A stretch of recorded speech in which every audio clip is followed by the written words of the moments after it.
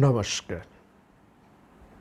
অনেক দিন পর ভারত কথার গ্রন্থিমোচনের 1066তম পর্ব নিয়ে আপনাদের কাছে উপস্থিত হয়েছি। এই পর্বে আপনাদের সবাইকে স্বাগত জানাই। আমরা ভ্রমণ এবং কিছু পড়াশুনোর কাজে, কিছু অনুসন্ধানের বেশ কিছু দিনের জন্য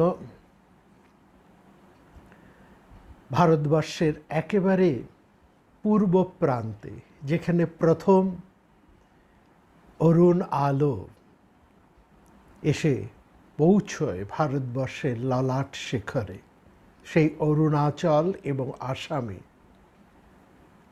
গিয়েছিলাম।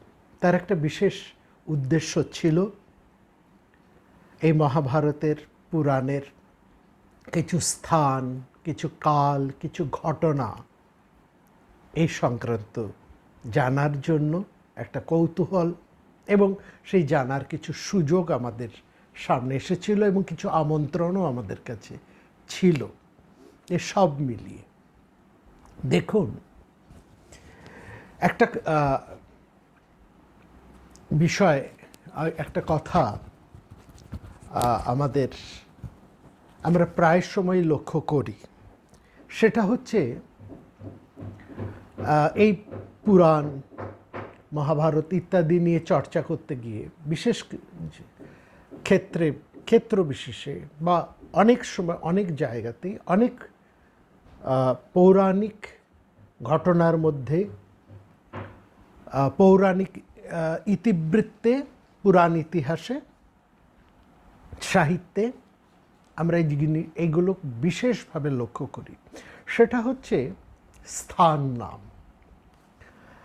এই একটা স্থান নাম বিভিন্ন ভৌগোলিক পরিবেশে, বিভিন্ন ভৌগোলিক অঞ্চলে ব্যবহৃত হয়েছে, একই নাম। এবং তার ফলে কি হয়, সেখানে এই স্থানগুলো এত প্রাচীন এবং সেই ঘটনাগুলো এত প্রাচীন যে সেখানে এই স্থান নামগুলোর এক হওয়ার জন্যে সেখানে একটা, যারা পুরাণ নিয়ে চর্চা করেন, পৌরাণিক গবেষক যারা আছেন, তাদের মধ্যে একটা কোথায় কেমন একটা সংশয়, একটা দ্বিধা, আবার নানাবিধ প্রশ্ন সেখানে কিন্তু উঠে আসে।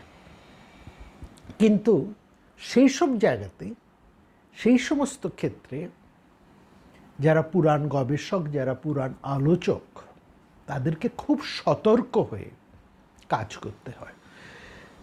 এবং এটাও ঠিক, অনেক সময় তথ্য খুব প্রচুর পাওয়া যায় না। অনুসন্ধান করলেও অনেক সময় সঠিক তথ্য যে পাওয়া যায় এমনটাও নয়, সেটা আমরা পাই না। তবু আমাদেরকে কাজটা করতে হয়, খুঁজতে হয়, এবং যতটা সম্ভব প্রকৃত তথ্যের কাছাকাছি, যতটা সম্ভব, বা সেই প্রকৃত সত্যটাকে বিভিন্ন দিক থেকে বিচার করে সেটাকে আমাদের তুলে আনতে হয়। এটা একটা। কেন বলছি, যেমন ধরুন, একটা উদাহরণ দিলে বুঝতে পারবেন যে এখনও আছে, সেটা যে প্রাচীন সময় হয়েছে তা না, বর্তমান সময়েও আপনারা দেখবেন একই একটা গুরুত্বপূর্ণ স্থানের নাম বহু অন্যান্য স্থানেও একই নাম রয়েছে।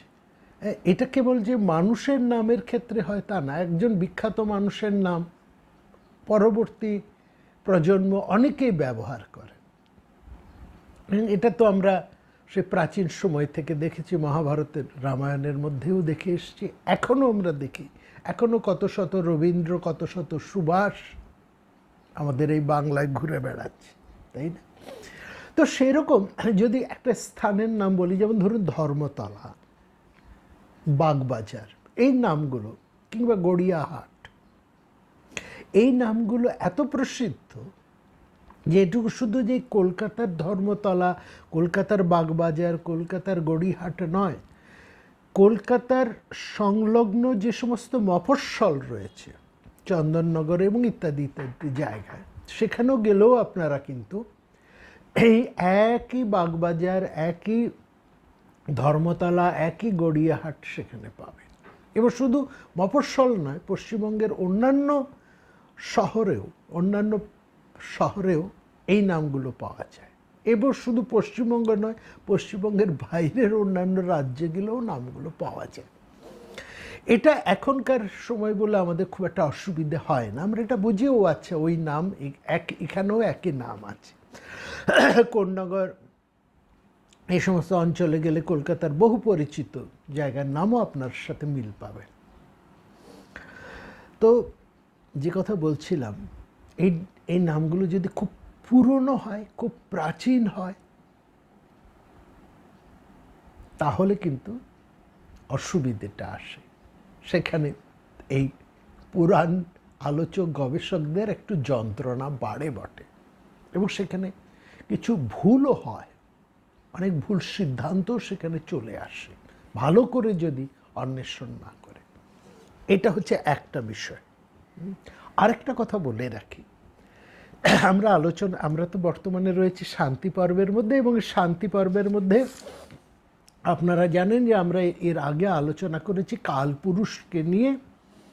কাল সংহরন্তি কাল, এই যে শ্লোকটিকে, এটাকে ধরে 5টি পর্বে আমরা কালপুরুষকে নিয়ে আলোচনা করেছি, এবং তার শেষ পর্বটি ছিল কালন্তক কালপুরুষ, কালহন্তক কালপুরুষ।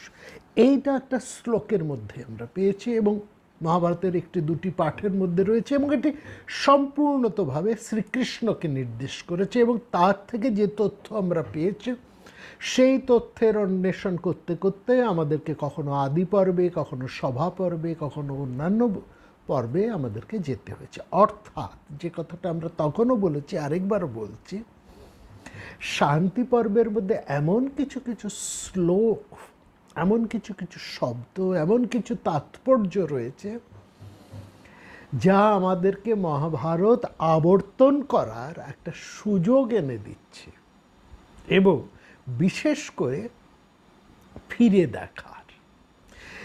আজকে আমরা যে বিষয় নিয়ে আলোচনা করতে যাচ্ছি, প্রথমে একটি স্থান নিয়ে কথা বলবো, এবং তারপরে অবশ্যই সেখানে যে শ্লোকটি আছে সেখানেও সেই শ্রীকৃষ্ণ আসবেন। শ্রীকৃষ্ণ সরাসরি আসবেন একটু পরে, বিশেষ করে আসবেন তার পুত্র এবং তার পৌত্ররা, অর্থাৎ শ্রীকৃষ্ণকে কেন্দ্র করেই। কিন্তু এখানে একটা প্রশ্ন অনেকেই তুলেছেন, শান্তি পর্বের মধ্যে এই যে আলোচনা, এবং যেখানে শ্রীকৃষ্ণের প্রসঙ্গ এত বেশিভাবে আসছে, এগুলো কি প্রক্ষিপ্ত?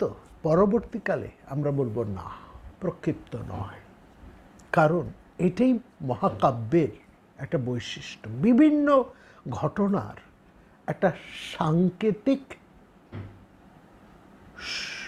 সূত্র যেমন থাকে, কিছু তার ঘটনার উল্লেখও থাকে, এবং সেটা থাকবেই। কারণ সব কথা সবসময় সব জায়গায় বিস্তারিতভাবেই যে বলা যাবে তেমন নয়। কখনো পরের ঘটনা অনেক আগে বলা হয়েছে, অনেক আগের ঘটনা অনেক পরেও বলা হয়েছে, এবং সেটা প্রয়োজন অনুসারে, স্থানের প্রয়োজনে, বক্তব্যের প্রয়োজনে, ঘটনার প্রয়োজনে সেটা এসেছে। এইভাবে যখন আসে, এইভাবে আসে। এটা যে কেবল মহাভারতের ক্ষেত্রে তা কিন্তু নয়, সব ক্ষেত্রে, সব বড় বড় যে কোনো রচনার ক্ষেত্রে, ইতিহাসের ক্ষেত্রে, একটা দীর্ঘ ইতিহাস রচনার ক্ষেত্রেও কিন্তু আমরা এই জিনিসটাকে খুব স্পষ্ট করে সেখানে আমরা পাই। এটা নিয়ে কোনো দ্বিধা নেই, এবং এটাকে নস্যাৎ করে ওই প্রক্ষিপ্তের মধ্যে ফেলে দেওয়ার কোনো কারণ নেই। প্রক্ষিপ্ত মধ্যে ফেলে দেওয়ার উদ্দেশ্য দুটো থাকে। অনেক সময় পুরাণকারেরা অতটা পরিশ্রম করতে চান না, কিংবা তারা এটা বোঝেন না। এই দুটো কারণ হয়, হয় পরিশ্রম বিমুখ, কিংবা তাদের জ্ঞান বুদ্ধি ততটা নেই, সেই জন্যই তারা সেটাকে প্রক্ষিপ্ত বলে ছেড়ে দেন। আর কৃষ্ণের কথা যদি বলি, যে শান্তি পর্বের মধ্যে কৃষ্ণের কথা বহুভাবে এসেছে, বহুবার, এবং শ্রীকৃষ্ণের স্তুতিটাও কিন্তু এই শান্তি পর্বের মধ্যেই আছে বিশেষভাবে। তো সেখানে কথা আমাদের বলতে হয় যে এই প্রসঙ্গে আমাদের প্রধান যুক্তি, এখানে যে প্রশ্ন বলে যে কৃষ্ণের কথা শান্তি পর্বের মধ্যে এত বিশেষভাবে চলে আসছে, কৃষ্ণ জীবনের ইতিহাস শান্তি পর্বের মধ্যে এত ইঙ্গিতপূর্ণভাবে রয়েছে, একেবারে বিস্তৃতভাবে আলোচনা করা নেই, একটা ইঙ্গিতে আছে বা একটা শ্লোকের মধ্যে আছে বা শ্লোকার্ধের মধ্যে আছে, যার থেকে শ্রীকৃষ্ণকে আমরা আবার নতুন করে ধরতে পারি। এটার ক্ষেত্রে আমাদের যুক্তি হচ্ছে এটাই, মহাভারতের খিল বা শেষে যে পুরাণটিকে সর্বজনগ্রাহ্য সবাই আমরা ধরে রাখি তার গুরুত্বের জন্য, সেটি হচ্ছে হরিবংশ পুরাণ।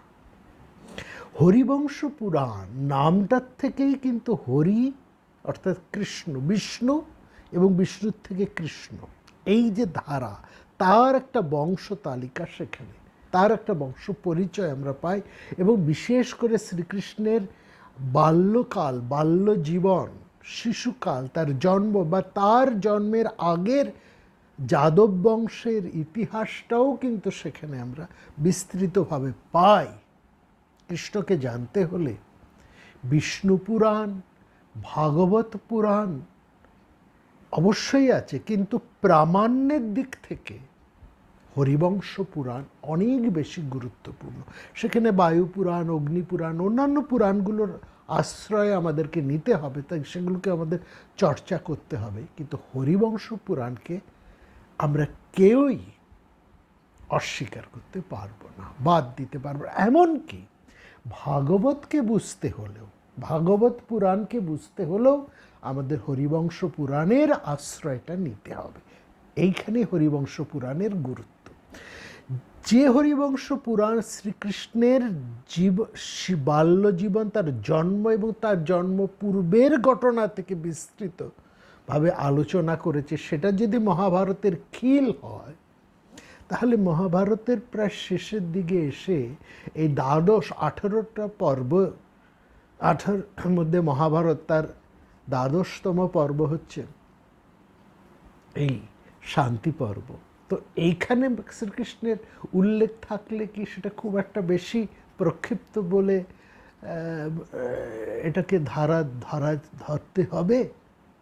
এমনকি এটাই কি বিচার্য হয়? এটা কোনো যুক্তি দাঁড়ায় না।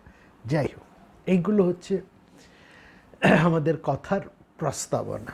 মূল কথায় আসে, এখানে হরিবংশ পুরাণে শ্রীকৃষ্ণকে দুটি পাঠে, হরিবংশ পুরাণে এবং বিশেষ করে শান্তি পর্বে, হরিবংশ পুরাণে তো বটেই, শান্তি পর্বে বিশেষভাবে আমরা 2 থেকে 3টি পাঠের মধ্যে শ্রীকৃষ্ণকে প্রাগজ্যোতিষেশ্বর বলা হয়েছে। প্রাগজ্যোতিষেশ্বর অর্থাৎ প্রাগজ্যোতিষপুরের ঈশ্বর কে বলা হয়েছে। এবং তারপরেও আরো কিছু কিছু কথা আছে। এই যে প্রাগজ্যোতিষপুর, এইটা নিয়েই আমাদের আজকের আলোচনা। আমরা এই আজকের আলোচনার বিষয় 2টি স্থান নাম নিয়ে, একটি প্রাগজ্যোতিষা এবং দ্বিতীয়টি হচ্ছে প্রাগজ্যোতিষাপুর, বা আধুনিক অনেকেই প্রাগজ্যোতিষাকে প্রাগজ্যোতিষ এবং প্রাগজ্যোতিষাপুরকে প্রাগজ্যোতিষপুর, এভাবেও অনেক পণ্ডিত অনেক হিস্টোরিয়ান, অনেক ইন্দোলজিস্ট, অনেক পুরাণ গবেষক তারাও এই নামই ব্যবহার করেছে। প্রাগজ্যোতিষা বা প্রাগজ্যোতিষ এবং প্রাগজ্যোতিষাপুর বা প্রাগজ্যোতিষপুর, এইটা নিয়ে কোনো দ্বন্দ্ব নেই, এটা ঠিক আছে। কেউ প্রাগজ্যোতিষা বলেছেন, কেউ প্রাগজ্যোতিষ বলেছেন, কেউ প্রাগজ্যোতিষাপুর বলেছেন, কেউ প্রাগজ্যোতিষপুর বলেছেন।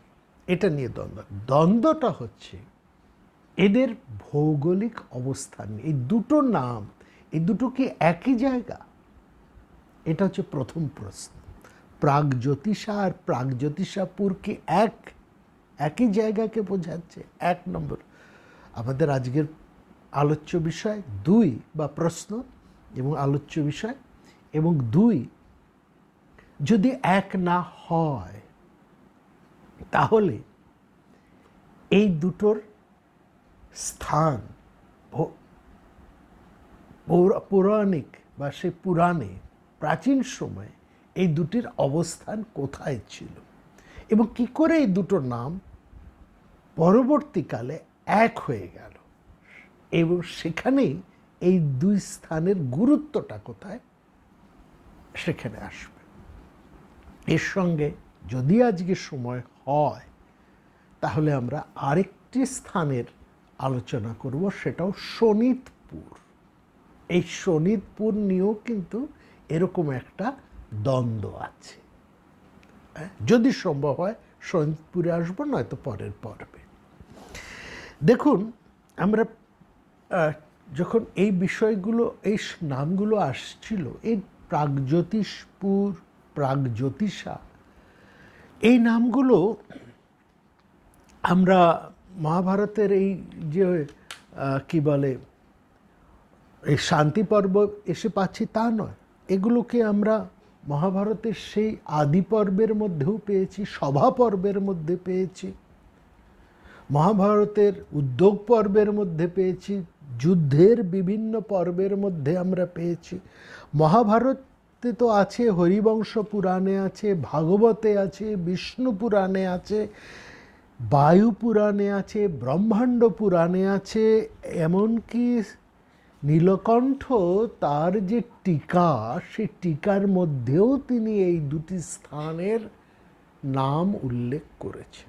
এতটাই গুরুত্বপূর্ণ, সেই জন্যে আমাদের আলোচনা এসছে। এবং এই আজকের আলোচনার সূত্রটা হচ্ছে প্রাগজ্যোতিষাশ্বরা বা প্রাগজ্যোতিষাপুরেশ্বরা। এই একেবারে এই বিশেষণটি শ্রীকৃষ্ণ সম্পর্কে ব্যবহার করা হয়েছিল। সেই ঘটনায় আমরা আসব পরে, অনেক পরে আসব। প্রথমেই আমরা প্রাগজ্যোতিষা এবং প্রাগজ্যোতিষপুর নিয়ে একটু আমরা কথা বলব। ঠাকুরমশাই, যেহেতু এই নামগুলো মহাভারতের বিভিন্ন পর্বের মধ্যে এসেছে, সুতরাং এগুলোর একটা বিষয়, এই স্থান নাম নিয়ে একটা আলোচনা, একটা আলোড়ন তো আমাদের মধ্যে হয়েছে, এবং স্বভাব মতো আমরা সেখানে ঠাকুরমশাইয়ের সঙ্গে কিছু কথা বলেছিলাম। এই প্রসঙ্গে বলে রাখি, ঠাকুরমশাইয়ের কিন্তু এই বিষয়গুলো আলোচনার ক্ষেত্রে তার নিজস্ব কিন্তু কোনো গোড়ামি ছিল না।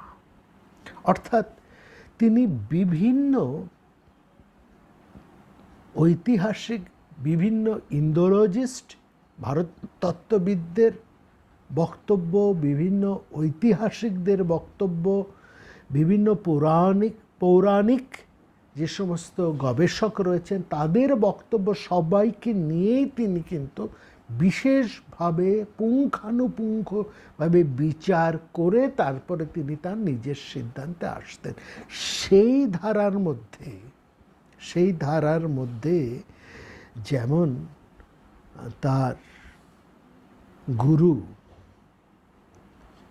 BM বড়ুয়া, তিনি যেমন আছেন, তেমনি আমরা সেখানে আমরা পাচ্ছি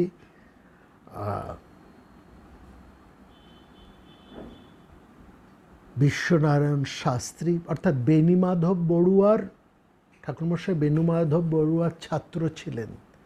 তার অধীনেই তিনি পালি নিয়ে গবেষণা করেছিলেন।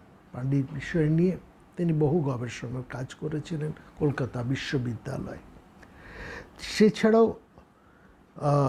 বিশ্বনারায়ণ শাস্ত্রী, উইলিয়াম ডালরেম্পল কিংবা যৌননাথ সরকার, হেমচন্দ্র রায়চৌধুরী এবং তিনি যে প্রতিষ্ঠানের অধ্যক্ষ ছিলেন ঠাকুরমশাই, কেপি জয়সওয়াল, রাধাকুমুদ মুখার্জি ও কেপি জয়সওয়ালের বিভিন্ন রচনা, বিভিন্ন লেখা, বিভিন্ন তথ্য, রাধাকুমুদ মুখার্জির, আর জি ভান্ডারকর,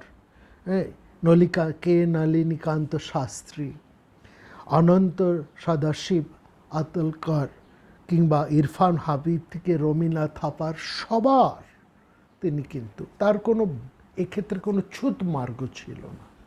অমলেন্দু গুহ, এমনকি আমরা তার কাছে দীপেশ চক্রবর্তীর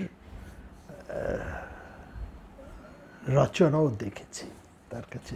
সবে দীপেশ চক্রবর্তী তখন উঠছেন, প্রায় ছাত্র, তিনিও ঠাকুরমশাইয়ের কাছে বহুবার এসেছেন তার বিভিন্ন প্রয়োজনে। তার যুক্তিও তিনি কিন্তু মন দিয়ে শুনতেন। সব দিককে বিচার করেই তিনি এই জিনিসগুলোকে এনেছেন।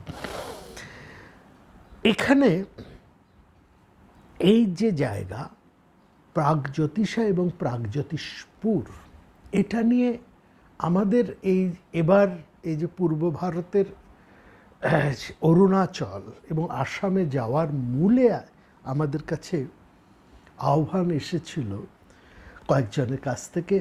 এসেছিলেন বিমলেন্দু বেজবড়ুয়া, এরা, তারপর বিকাশচন্দ্র শাস্ত্রী, নলিনীকান্ত বড়ুয়া, ধ্রুবকান্ত হাজারিকা এবং মালতী খান্না শাস্ত্রী। এরা প্রত্যেকেই প্রথিতযশা স্কলার, ইতিহাস, ভারতবর্ষের ভারততত্ত্ব এবং বিভিন্ন বিষয় নিয়ে, পৌরাণিক বিষয় নিয়ে তাদের একটা দীর্ঘদিনের চর্চা, এবং এরা অনেকেই বেণীমাধব বড়ুয়ার ছাত্র কিংবা মধু খান্নার ছাত্রী। বিকাশচন্দ্র শাস্ত্রী তো দীপেশ এর ছাত্র, এবং এর সঙ্গেও তিনি বিশ্বনারায়ণ শাস্ত্রীর ভাইপো। সুতরাং এরা প্রত্যেকেই প্রখ্যাত এবং প্রখ্যাত বিশেষজ্ঞ। তারা আমাদেরকে একটা সুযোগ দিয়েছিলেন একটা বিষয় নিয়ে গবেষণা করার, একটা বিষয় খোঁজ অন্বেষণ করে বের করার। সেটা হচ্ছে এই যে নামগুলো বলছি না, প্রাগজ্যোতিষা, প্রাগজ্যোতিষপুর, এই প্রাগজ্যোতিষা আর প্রাগজ্যোতিষপুর কি এক? যদি এক না হয় তাহলে এদের প্রকৃত স্থানটা কোথায়, প্রাচীনে প্রকৃত অবস্থানটা কোথায় ছিল, এবং কি করে সেই স্থানগুলো পরিবর্তিত হয়ে অন্য জায়গায় চলে এলো। প্রাগজ্যোতিষপুর বলতে বর্তমানে যে আসামকে বোঝায়, এটা কোথায় হলো? তাহলে এর সাথে অরুণাচল বা আসামের এই যে একটা অংশ, এর কোনো সম্পর্ক আছে কিনা? সবচেয়ে মজার ব্যাপার এটা, আমরা শিলঘাট টাউন, আসামের শিলঘাট টাউনে আমরা গিয়েছিলাম। সেইখানের একটা অংশ অনেকটা ওই অরুণাচলে যাবার পথে, ভালুকপং যাবার পথে একটা জায়গা আছে, সেখানে আমরা পাচ্ছি, সেখানে এই লোহিত শোণিতপুর এই জায়গাটা আমরা পাচ্ছি। সেখানে একটা স্থানের নাম শোণিতপুর, এবং আশ্চর্য হয়ে আমরা লক্ষ্য করেছি সেইখানকার যে সমস্ত আদিবাসীরা আছেন, যে সমস্ত স্থানীয় মানুষজন আছেন, তারা এটাকে শোণিতপুর বলেই জানেন। এবং শুধু তাই নয়, সেখানে আমরা আশ্চর্য হয়ে লক্ষ্য করছি উষা এবং অনিরুদ্ধের মন্দির আছে, এবং তাদের বিবাহস্থল, বিবাহ মণ্ডপও আছে। এই উষা, তিনি হচ্ছেন বানরাজের কন্যা। কে বানরাজ, কে উষা, এই প্রসঙ্গে আমরা আসব। আর অনিরুদ্ধ, তিনি হচ্ছে শ্রীকৃষ্ণের পৌত্র, শ্রীকৃষ্ণের পুত্র প্রদ্যুম্ন, তার পুত্র অর্থাৎ শ্রীকৃষ্ণের পৌত্র হচ্ছেন অনিরুদ্ধ। এই বাণ, উষা এবং অনিরুদ্ধকে নিয়ে একটা ঘটনা আছে, এবং শোণিতপুর সেই স্থানের সাথে খুব সম্পর্কিত, এবং সেই জায়গাটা এই আসামে চলে এসেছে। আসামের এই শিলঘাট টাউন থেকে ভালুকপং যাবার ঠিক পথের মধ্যেই ডান দিকে বাঁ দিকে এরকম সেখানে উষা অনিরুদ্ধের মন্দির আছে, তাদের বিবাহ মণ্ডপটিও আছে, আমরা দেখেছি। এখানেই এই যাদের নাম করলাম, যারা আমাদেরকে আহ্বান করেছিলেন, বিমলেন্দু, বেজবড়ুয়া, বিকাশ, নলিনীকান্ত, ধ্রুবকান্ত, এরা আমাদের কাছে একটা আহ্বান করেছিলেন যে এই জায়গার সাথে, এই জায়গার যে তাৎপর্য, এই যে নামকরণ, যেটা মানে স্থানীয় লোকেরা বলছেন, এবং সেই স্থানীয় ইতিহাসও কিন্তু অনেক পুরনো। এমন নয় যে এই 10 বছর 50 বছর ধরে এটা নাম হয়েছে, তা নয়। ট্রেজারিতে গিয়ে আমরা দেখেছি সেখানের এই রেজিস্ট্রেশন, যা প্রাচীন যে সমস্ত দলিল, পুরনো যে সমস্ত দলিল তারা দেখিয়েছেন আমাদেরকে, বিশেষ করে নলিনীকান্ত বড়ুয়া, তিনি অনেক সংগ্রহ করে নিয়ে এসেছিলেন, যে সেগুলো 1000 বছর আগেকার অনেক দলিল তিনি জোগাড় করে আনতে সমর্থ হয়েছিলেন। এবং সেখানে কিন্তু এই জায়গার নাম শোণিতপুর বা লৌহিত্যপুর এরকম লেখা আছে। লৌহিত্য থেকে শোণিত মানে রক্ত, লোহিত রক্ত, এবং তার থেকে শোণিতপুর এরকম একটা যদি আসে, সম্পর্ক যদি আসে, তাহলে এরকম একটা নাম আছে। তাহলে আর শোণিতপুর বলতে সেই প্রাচীন সময়ে যে জায়গাটাকে বোঝা হয়, যেটা বাণের রাজধানী শোণিতপুর নিয়ে যখন আমরা কথা বলবো তখন সেটা বলবো, সেটা এখানে কি করে নেবে এলো। এবং এখানেই এই 1000 বছর ধরে চলে আসা স্থানীয় মানুষের কাছে উষা এবং অনিরুদ্ধের প্রতি তাদের যে শ্রদ্ধা, এবং তাদেরকে স্মরণ করে যে সমস্ত বিবাহ মণ্ডপ মন্দিরগুলো গড়ে উঠেছে, সেগুলো কিন্তু অনেক পুরনো। সেগুলো প্রায় 700-800 বছরের পুরনো। এই নয় যে নতুন গজিয়ে ওঠা। অনেকগুলোর স্থাপত্য প্রায় 700 বছরের প্রায় কাছাকাছি, 500-600 বছর তো বটেই। দুই একটি যা জিওগ্রাফিক্যাল মানে আমাদের জিওলজিক্যাল সার্ভে থেকে তারা যে যে সমস্ত প্রত্নতত্ত্ব যে তারা খুঁজে বের করেছেন, যে সমস্ত অনুসন্ধান করে তারা যে সমস্ত সেখানকার তথ্য এনেছেন, সেটার ইতিহাসও কিন্তু বেশ পুরনো, প্রায় 600-700 বছরের পুরানো তো বটেই, 700-800 মতন কাছাকাছি। এটাও আমরা সেখানে দেখছি, এবং কোথাও সেটা 1000 বছরও পার হয়ে গেছে। এই প্রত্নতাত্ত্বিক উপাদান, তথ্য, সেটাও আমাদেরকে ভাবিয়েছে, যার জোর থেকেই আমরা এই আলোচনা আসছি। সুতরাং সংক্ষেপে, খুব বিস্তারিতের মধ্যে যাব না, কিন্তু বেশ কয়েকটি পর্ব ধরে আমরা এই বিষয়টিকে নিয়ে আলোচনা করব। মনে রাখবেন, এইসব বিষয়ের সূত্র কিন্তু আমাদের এই শান্তি পর্ব, এবং সেখানে শান্তি পর্বে শ্রীকৃষ্ণ হচ্ছেন মূল কেন্দ্রে রয়েছেন। তাকে প্রাগজ্যোতিষাশ্বরা বা প্রাগজ্যোতিষ্পুরেশ্বরা এই বলেই কিন্তু তাকে সম্বোধন করা হয়েছে। এটা শান্তি পর্বের মধ্যে আছে। আমরা আজকে কথা বলছি প্রাগজ্যোতিষপুরকে নিয়ে। যদি আমরা এই প্রসঙ্গে প্রথমেই আমাদেরকে ঠাকুরমশাই যাকে স্মরণ করেছেন, আমরা তাকেই স্মরণ করব, তার গুরুদেবকেই আমরা স্মরণ করব। এবং সেখানে এই বড়ুয়া মহাশয় তিনি যেভাবে এই জায়গাগুলোকে দেখিয়েছেন, তিনি যে তথ্য এখানে তুলে এনেছেন, সেই তথ্যগুলোকে আমরা প্রথমে রাখব, তারপরে ধীরে ধীরে দেখাবো এই যে বিভিন্ন সেখানের উল্লেখ রয়েছে, সেই উল্লেখগুলো কিভাবে সেখানে এক এক করে উঠে এসেছে, সেটা আমরা এখানে দেখব। এখানে বেণীমাধব বড়ুয়া তিনি বলছেন এই মূলত প্রাগজ্যোতিষা এটি হচ্ছে পাঞ্জাব কাশ্মীর অঞ্চলের একটি স্থান। লক্ষ্য করুন, পাঞ্জাব কাশ্মীর অঞ্চলের একটি স্থান হচ্ছে প্রাগজ্যোতিষা, এবং তিনি প্রাগজ্যোতিষ এবং প্রাগজ্যোতিষপুর দুটোকেই বলছেন একই জায়গা। তার মতে বেণীমাধব বড়ুয়ার, মহামতি বেণীমাধব বড়ুয়ার মতে প্রাগজ্যোতিষ এবং প্রাগজ্যোতিষপুর এক, এবং এই দুটি পূর্ব পাঞ্জাবের একটি অংশ। সেটি কেন তিনি সেই কথাটা বলছেন? বলছেন যে এটা যেমন মহাভারতের খানিকটা অংশে আছে, তেমনি রামায়ণের মধ্যেও এর একটা অংশ আছে, এবং হরিবংশ পুরাণের মধ্যেও এই দুই জায়গার উল্লেখ আছে।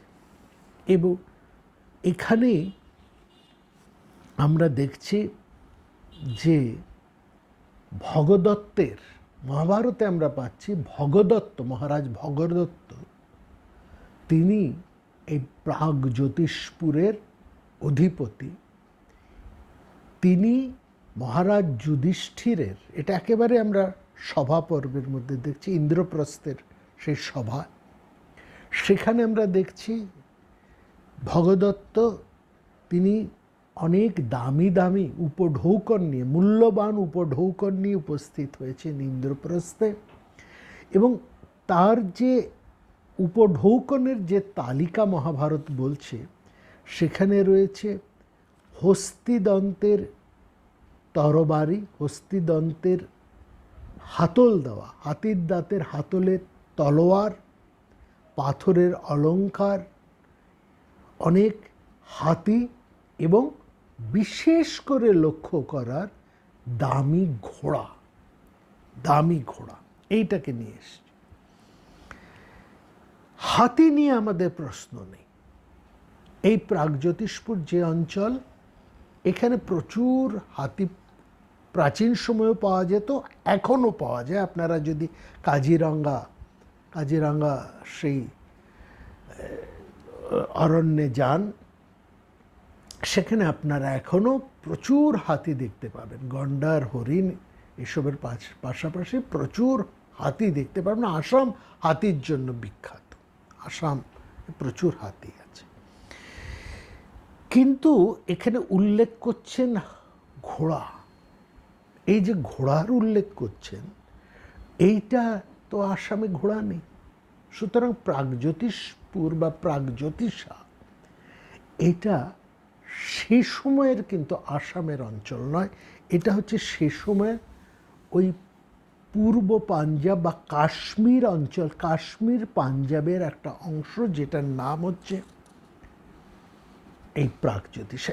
এবং শুধু তাই নয়, মহাভারতের সভাপর্বে রাষ্ট্রীয় যজ্ঞের প্রাক্কালে মহারাজ যুধিষ্ঠির তার ভাইদেরকে যে দিগ্বিজয়ের জন্য পাঠিয়েছেন, সেইখানে কারা কোন জায়গায় দিগ্বিজয়ের গিয়েছিলেন দায়িত্ব নিয়ে, সেটা যদি আপনারা দেখেন তাহলে দেখবেন পূর্ব ভারতে বা এই পূর্ব দিকের দায়িত্বে ছিলেন ভীম, আর পশ্চিম দিকে ছিলেন নকুল।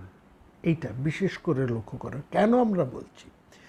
ভীমসেন পূর্ব দিক জয় করতে করতে তিনি এই বঙ্গদেশে এসেছিলেন, বিশাল অবিভক্ত বঙ্গ, এবং বঙ্গ তখন কিন্তু এই পূর্ববঙ্গ, পশ্চিমবঙ্গ, খানিকটা উড়িষ্যা এবং আসামের একটা বৃহত্তর অংশ নিয়েই ছিল সেই ভারত।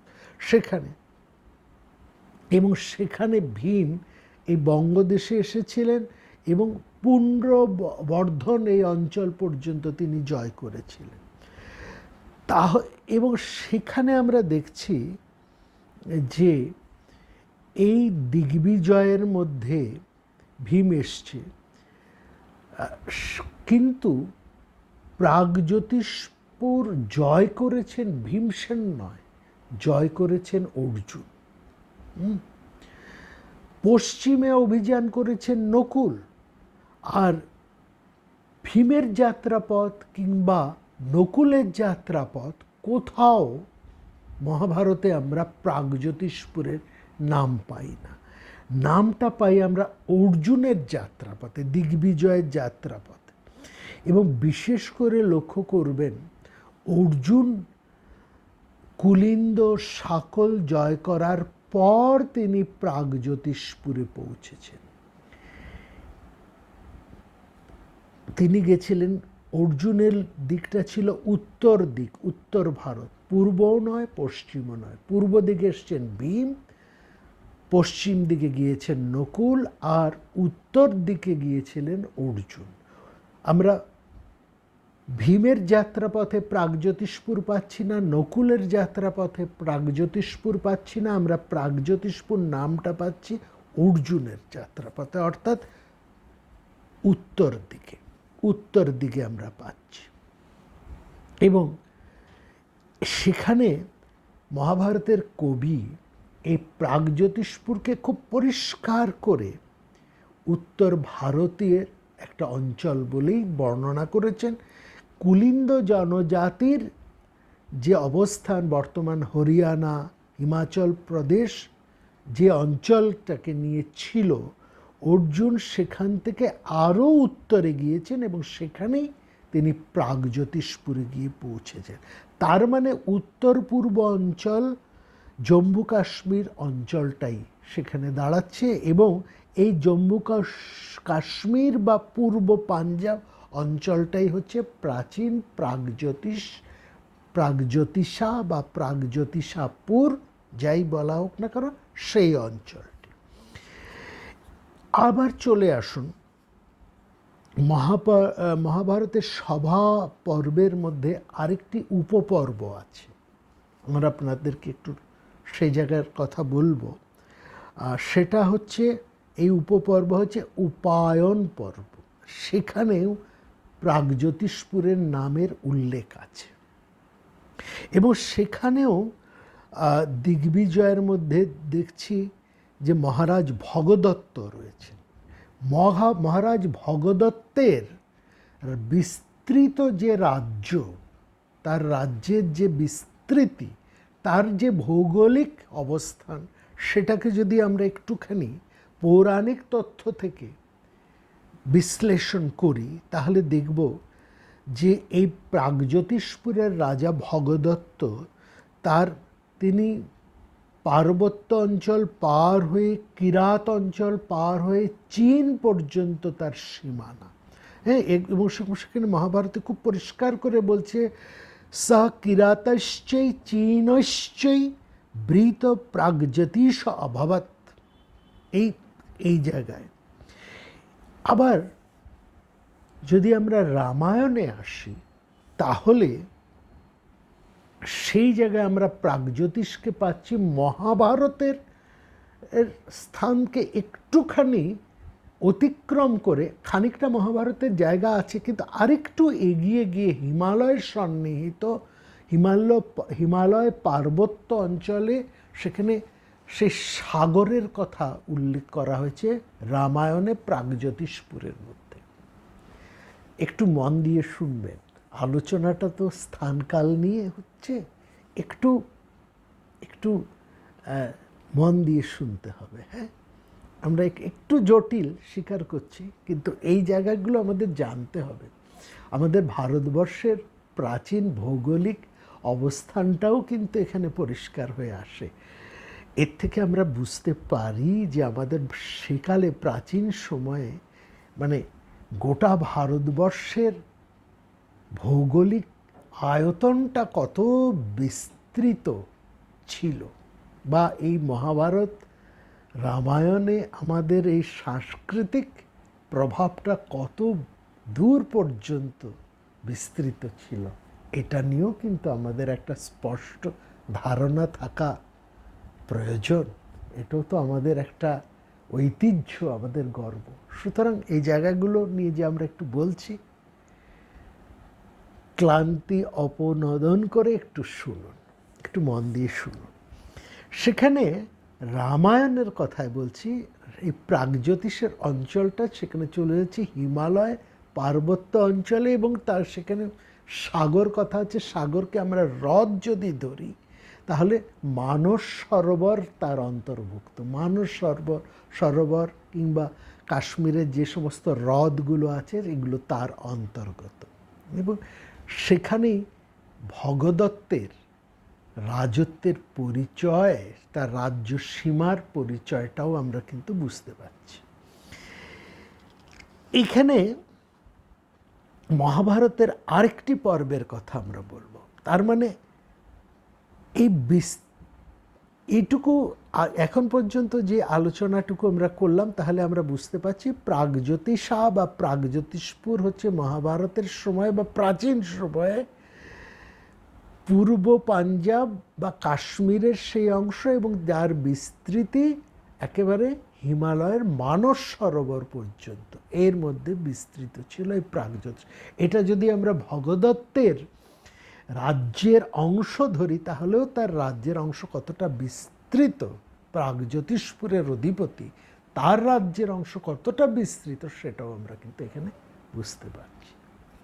ঠিক আছে, আরেকটা জিনিস এখানে লক্ষ্য করবেন, আরেকটা চলে আসুন আশ্বমেধিক পর্ব, মহাভারতের আশ্বমেধিক পর্বে।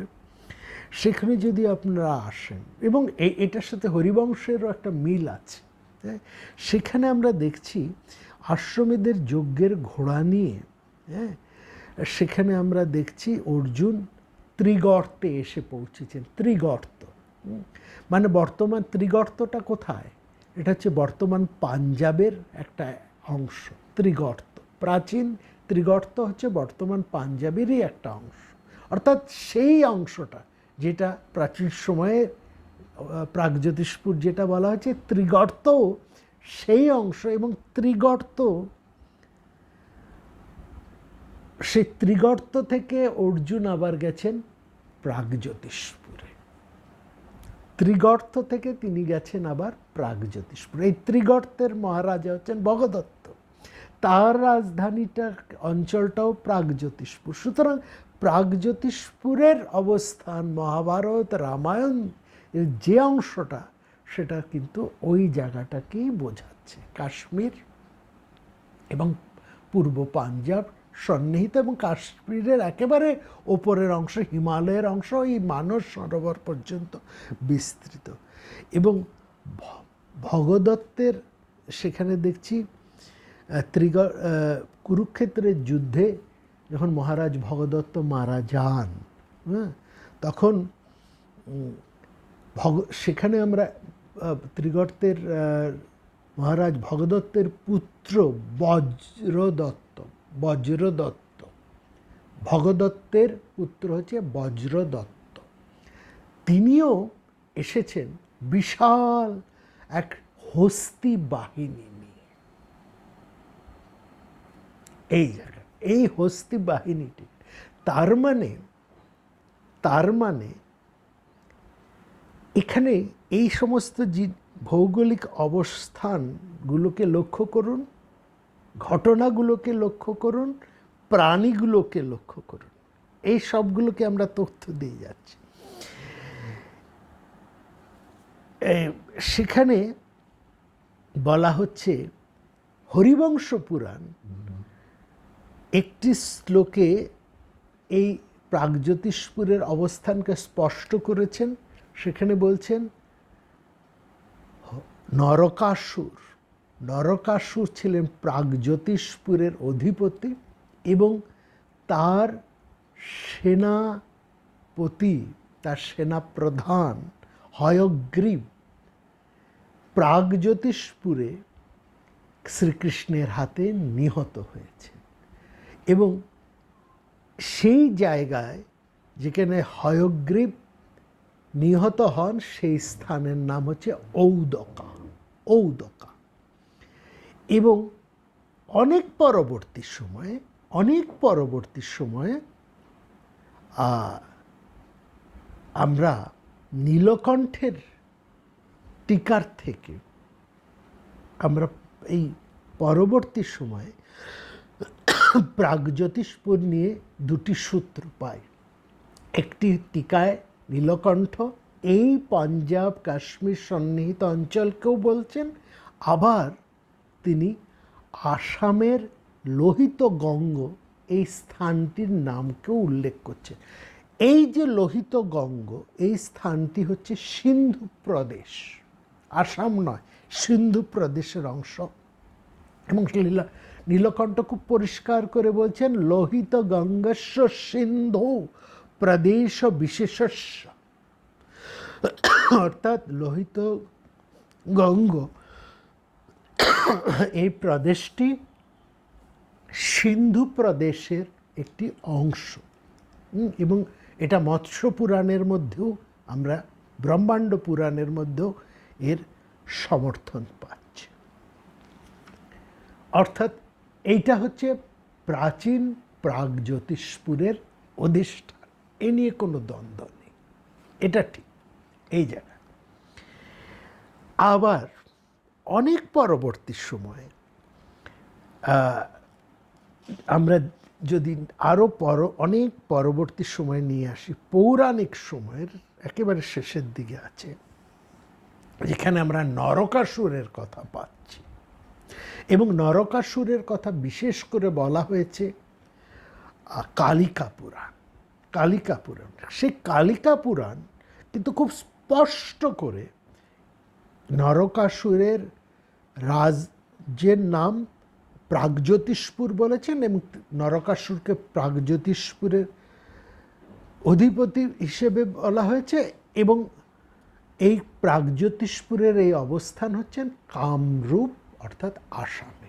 সেই অর্থ থেকে প্রাগজ্যোতিষপুর পরবর্তী সময়ে আসামের একটি অংশ হয়ে এসেছে। এখানে অনেক পৌরাণিকেরা একটা গোলমাল করে ফেলেছেন। তারা এই দুটো জায়গাকে মেলাতে গিয়ে কেউ প্রথম তথ্যটাকে অস্বীকার করেছে, কেউ দ্বিতীয় তথ্যটাকে গুরুত্ব দেননি। ফলে একটা বিভ্রান্তি, একটা দ্বন্দ্ব সেখানে এসেছে। কোনোটাই কিন্তু দ্বন্দ্ব নেই।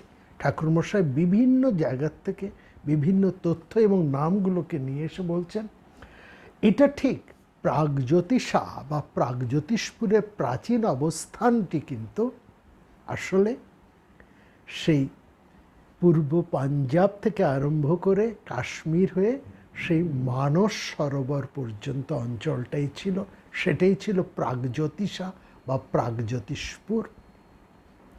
পরবর্তী সময়ে এই জায়গার এই স্থানটি এতটা বিখ্যাত, এবং ভগদত্ত ছিলেন, মহাভারতের সময় ভগদত্ত ছিলেন এই অঞ্চলের অধিপতি। তার রাজ্যসীমা এই পূর্ব পাঞ্জাব থেকে আরম্ভ করে ওই একেবারে মানস সরোবর ওইদিকে চীন পর্যন্ত, পুলিন্দ পর্যন্ত বিস্তৃত ছিল। তার পরিষ্কার তথ্য মহাভারত এবং অন্যান্য পুরাণে, হরিবংশ পুরাণের মধ্যেও পাচ্ছে। এই নিয়ে কোনো দ্বন্দ্ব নেই, সেটাই সঠিক।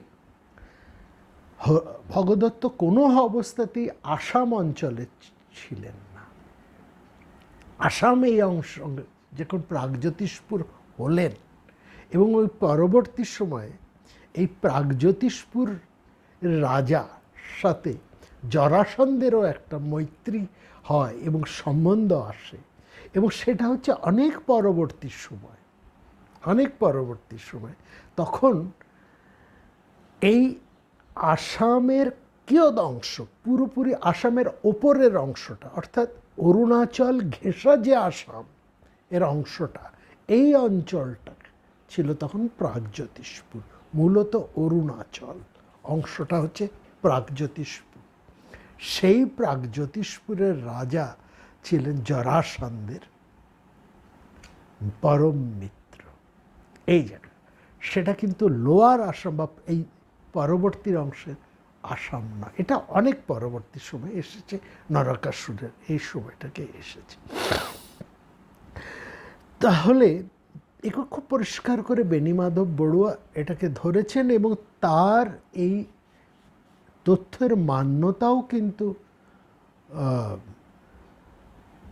ভারতবর্ষের যে আমাদের যে ঐতিহাসিক সংস্থান, কেন্দ্রীয় ঐতিহাসিক সংস্থান, সেখান থেকে তার একটা গুরুত্বপূর্ণ, অর্থাৎ কাশ্মীর সন্নিহিত অংশটাই প্রাগজ্যোতিষপুর অঞ্চল, এটা ঠিক। পরবর্তী এই অঞ্চলটা পরবর্তী সময়ে ওই কাশ্মীরের জায়গা থেকে ওই নামটা সরে সেটা চলে এসছে অরুণাচল এবং আপার আসাম, অর্থাৎ অরুণাচল সন্নিহিত আসামের অংশটার নাম হয়ে যায় নতুনভাবে প্রাগজ্যোতিষপুর। সেটা কিন্তু প্রাগজ্যোতিষা নয়। পূর্ব পাঞ্জাব, ভগদত্তের ওই জায়গাটা পূর্ব পাঞ্জাব থেকে আরম্ভ করে কাশ্মীর পর্যন্ত তার দুটো নামই আছে, প্রাগজ্যোতিষপুরও আছে, প্রাগজ্যোতিষাও আছে। কিন্তু পরবর্তী সময়ে যখন নতুন নাম হলো অরুণাচল এবং এই আসামের উপরের অংশটা এই জায়গায় প্রাগ, তখন তার নাম কিন্তু প্রাগজ্যোতিষপুরই, শুধু প্রাগজ্যোতিষা না। এই জায়গায় লক্ষ্য করুন, প্রাগজ্যোতিষ, এই জায়গায় দেখবেন মৎস্য পুরাণের মধ্যে কিংবা কাত্যায়ন শ্রৌত সূত্রের মধ্যে, আশ্বলায়ন শ্রৌত সূত্রের মধ্যে প্রাগবংশ বলে একটি শব্দ আপনারা পাবেন। প্রাগবংশ, প্রাগ মানে প্রাক, পূর্ব, প্রাক প্রথম, প্রথম প্রাক, সেই অর্থে প্রাক। আগে আমরা এই প্রাগ বংশের কথাটা বলে দিই, তাহলে প্রাগজ্যোতিষপুর এর সাথে অরুণাচল এবং ওই অরুণাচল সন্নিহিত আসামের যে একটা সূত্র সেটা পরিষ্কার হবে। প্রাগ বংশের উল্লেখ আমরা বলেছি মৎস্য পুরাণের মধ্যে তো বিশেষভাবে আছে, কাত্যায়ন এবং আশ্বলায়ন শ্রৌত সূত্রের মধ্যেও সেটা রয়েছে। প্রাগ বংশর প্রাগ কথার অর্থ হচ্ছে প্রথম, পূর্ব, প্রথম বা পূর্ব, প্রথম বা পূর্ব, এই হচ্ছে প্রাগ। বংশ শব্দের অর্থ হচ্ছে বাঁশ, বংশদণ্ড, বাঁশ। তো এই আশ্বালায়ন বা কাত্যায়ন শ্রৌত সূত্রে সেখানে বলা আছে যে সমস্ত যজ্ঞ মণ্ডপগুলো, যজ্ঞ যেখানে হয় সেই যজ্ঞ মণ্ডপগুলো, হ্যাঁ, যেখানে দেবতাদের উদ্দেশ্যে যাজ্ঞিক ক্রিয়া করা হবে, সেখানে যে মণ্ডপ বা একটা গৃহ তৈরি করা হচ্ছে, সেগুলো তো সেই মণ্ডপের চালগুলো তৈরি করা হতো বংশদণ্ড দিয়ে, বাঁশ দিয়ে। এবং সেটা একেবারে পশ্চিম থেকে পূর্ব পর্যন্ত প্রসারিত, দিকটাকে লক্ষ্য করুন, পশ্চিম থেকে পূর্ব পর্যন্ত প্রসারিত এইভাবে।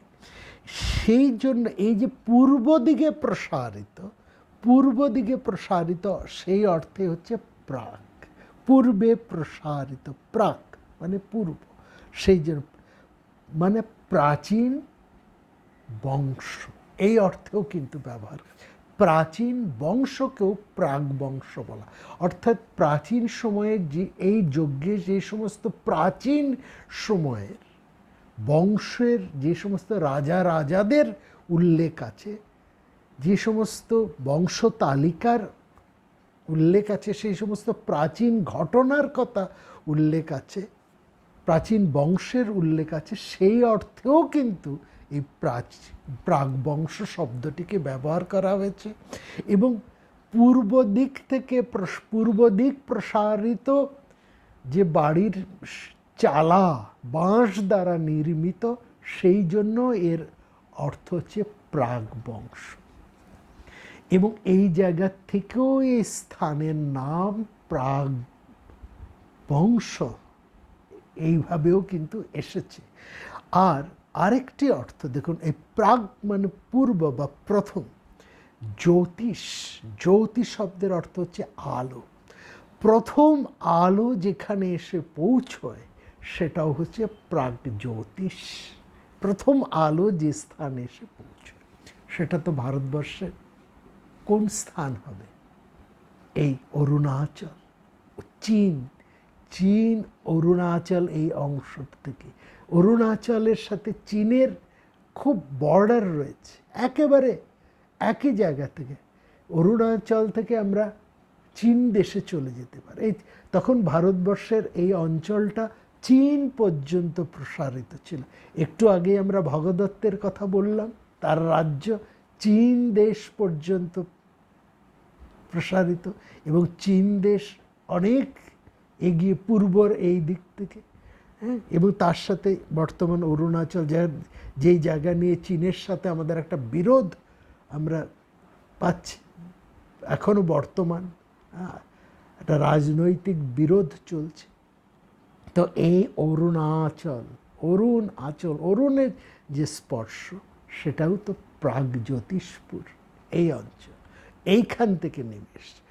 প্রাগজ্যোতিষপুরের অংশটা চীন, অরুণাচল থেকে আরম্ভ করে এই খানিকটা আমরা পাব বর্তমান আসামের সেই অংশটা যেটা অরুণাচলের সাথে সংযুক্ত, ওই ভালুকপং এর সন্নিহিত অংশটুকু এই পর্যন্ত। এটাই হচ্ছে প্রাচীন প্রাগজ্যোতিষপুর অংশ। অনেক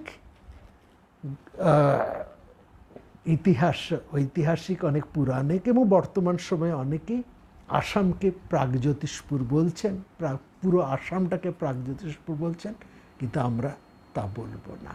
আসামের অনেক অংশটাই, নিচের দিকের অনেক অংশটাই বৃহত্তর বঙ্গদেশের সাথে যুক্ত ছিল, হ্যাঁ। এবং তার খানিকটা অংশ অরুণাচল, চীন, এই সমস্ত অংশ, এই যে বৃহৎ একটা অংশ, এই অংশের সাথে একেবারে মানস সরোবর পর্যন্ত তার বিস্তৃত রাজ্যের অংশ, সেখানে যেমন ভগদত্তকে পাচ্ছি, পরবর্তী সময় সেখানে আমরা এই প্রাগজ্যোতিষপুরের যে অংশটাকে আমরা পাচ্ছি, সেখানেও আমরা নতুন করে আরেকটা রাজ্যকে আমরা সেখানে পাচ্ছি। এবং সেই জায়গায়, সেই অঞ্চলের মধ্যে আমরা নরকাসুরকে পাচ্ছি। এই নরকাসুরও হচ্ছেন সেই অঞ্চলের অধিপতি, যিনি এই অরুণাচল এবং সে অরুণাচল সন্নিহিত আসাম এবং আরেকটু অরুণাচল পার হয়ে পুলিন্দ, চীন পর্যন্ত তার রাজ্যের আয়তন বিস্তৃত ছিল। এইটুকু বুঝতে হবে। এই অঞ্চলটাই হচ্ছে প্রাগজ্যোতিষপুর বা অঞ্চল। এইখানটার সম্পর্কে যখন আমরা পরবর্তী সময়ে আলোচনায় যাব, কোনোভাবেই এটা যেন আমাদের মধ্যে কোনো সংশয় বা দ্বন্দ্ব না থাকে যে অনেকেই প্রাগজ্যোতিষপুরকে আসাম বলছেন, কিন্তু না, আসাম নয়। আমরা আজকের এই আলোচনার মধ্যে দিয়ে ওই বিভিন্ন ঐতিহাসিক, পৌরাণিক এবং অন্যান্য তথ্য দিয়ে আপনাদের কাছে প্রাগজ্যোতিষপুর বা প্রাগজ্যোতিষা একটা ধারণা পৌঁছে দেবার চেষ্টা আমরা করেছি। এই ধারণাটা বিশেষ গুরুত্বপূর্ণ, কারণ আবারও বলছি, অনেকেই এবং এখনও অনেকেই আসামকে প্রাগজ্যোতিষপুর, এবং আসামের অনেক জায়গাতেও আমরা গিয়ে প্রাগজ্যোতিষপুর নামটা ব্যবহার করা হচ্ছে। প্রাগজ্যোতিষপুর টি স্টোর, প্রাগজ্যোতিষপুর অমুকের স্থান, এইভাবে আসামকে প্রাগজ্যোতিষপুর বলে তুলে ধরার একটা চেষ্টা করছে। না, বর্তমান যে আসামের যে ভৌগোলিক যে পরিস্থিতি, সেই পুরোটা কিন্তু প্রাগজ্যোতিষপুরের অন্তর, তার উপরের অংশটা যেটা অরুণাচল সন্নিহিত, ওইটি হচ্ছে প্রাগজ্যোতিষপুর। তার পরের অংশটা অন্য নাম ছিল, সে বিষয়ে আমরা পরের কথা আসবো। আশা করি এই আলোচনার মধ্যে দিয়ে আমরা আপনাদেরকে প্রাগজ্যোতিষা বা প্রাগজ্যোতিষপুর সম্পর্কে একটা স্পষ্ট ধারণা তুলে দিতে সক্ষম হয়েছি। কেন এই জায়গাটা নিয়ে একটা আলাদা পর্ব করে এত গুরুত্ব দিয়ে বললাম, সেটি আগামী পর্বগুলোতে যখন আমরা সেই প্রাগজ্যোতিষাশ্বরকে নিয়ে কথা বলবো, শ্রীকৃষ্ণকে নিয়ে কথা বলবো, তার পুত্র এবং পৌত্রদেরকে নিয়ে কথা বলবো, তখন সেটার গুরুত্বটা আপনারা বুঝতে পারবেন। সবাই খুব ভালো থাকবেন, দেখা হবে আগামী পর্বে।